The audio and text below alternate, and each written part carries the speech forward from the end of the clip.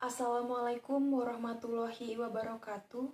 Sebelumnya, perkenalkan, nama saya Lady Angenanti dari kelas D Mata Kuliah Ilmu Dakwah, Program Studi Bimbingan dan Konseling.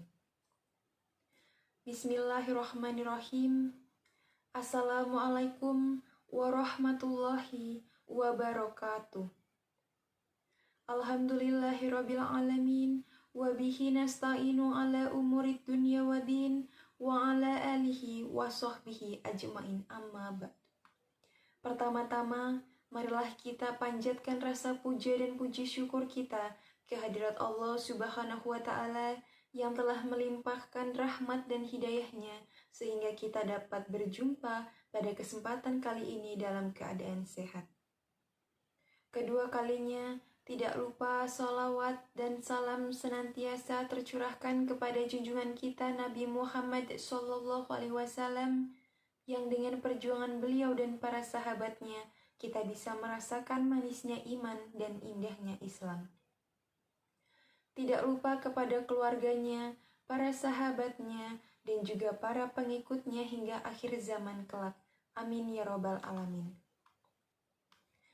Hadirin yang dirahmati Allah, pada kesempatan yang berbahagia ini, saya akan menyampaikan kultum mengenai ikhlas.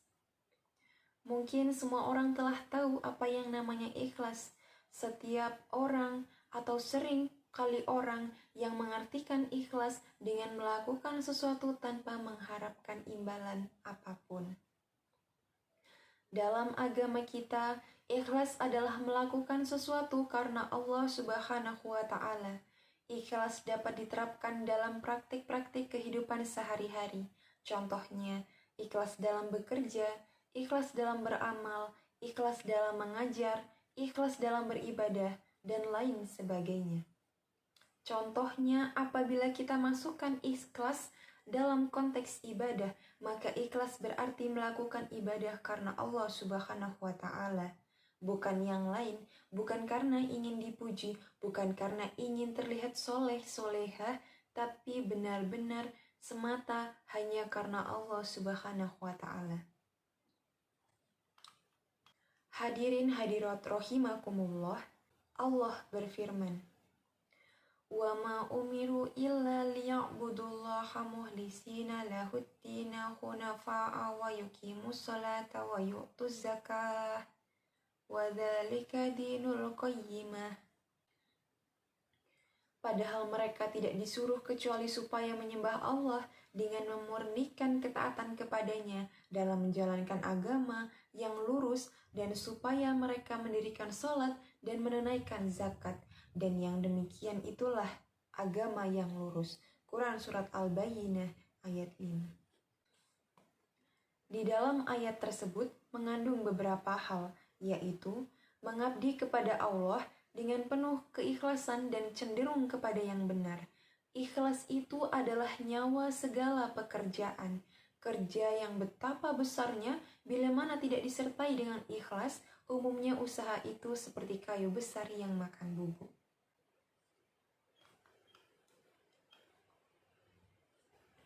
Tetapi, bila satu amal diangkat dengan keikhlasan, walau ia kecil, maka keikhlasannya tadi akan membesar dan mempersuburnya. Ia besar bukan karena tubuhnya, tetapi kebesarannya terletak pada jiwanya. Ikhlas dari segi bahasa artinya murni, sedangkan menurut istilah agama, ialah membersihkan amal semata-mata karena Allah Subhanahu wa Ta'ala. Jadi maksud ikhlas ialah bersihnya suatu pekerjaan dari maksud-maksud selain daripada Allah. Bukan ingin dipuji orang lain, ingin dikenal, ingin disanjung, dan lain sebagainya. Hadirin yang dirahmati Allah, ikhlas yang merupakan pekerjaan hati itu merupakan intisarinya segala amal perbuatan. Tidak sempurna amal ibadah kita, sia-sia pekerjaan yang kita kerjakan, tak ada nilainya di sisi Allah Subhanahu wa Ta'ala bila mana amal itu dikerjakan tanpa niat dan ikhlas. Karenanya Haruslah selalu diingat bahwa setiap amal pekerjaan yang kita lakukan, setiap usaha yang kita laksanakan, setiap sedekah yang kita keluarkan, setiap ibadah yang kita amalkan, setiap gerak, langkah, dan tindakan, kesemuanya itu dikerjakan karena Allah Subhanahu wa Ta'ala. Tidak ada jalan yang dapat mendatangkan kepuasan dalam beramal kecuali dengan keikhlasan. Karena kalau kita bekerja dengan keikhlasan, tidaklah takut dicela orang, tidaklah pula menanti pujian, dada terasa lapang, hati terasa senang, suasana cerah terpancar di wajah dari pancaran hati sanubari yang ikhlas. Perintah Allah Subhanahu wa Ta'ala agar manusia muslim selalu ikhlas dalam beribadah. Allah berfirman, "Sesungguhnya telah kami turunkan kepadamu kitab Al-Quran dengan kebenaran. Oleh karena itu, beribadahlah kamu kepada Allah dalam keadaan ikhlas hanya baginya." Az-Zumar ayat 2. Hadirin hadirat rahimakumullah, ketiadaan ikhlas atau salah pengertian tentang ikhlas itulah yang menjadi sebab kucar-kacir segala amal kita. Maka di saat ini bukan hanya memperbanyak amal saja, tetapi keikhlasan kita dalam menghadapi amal-amal tersebut. Marilah pengertian ikhlas itu kita tempatkan pada posisi yang sebenarnya.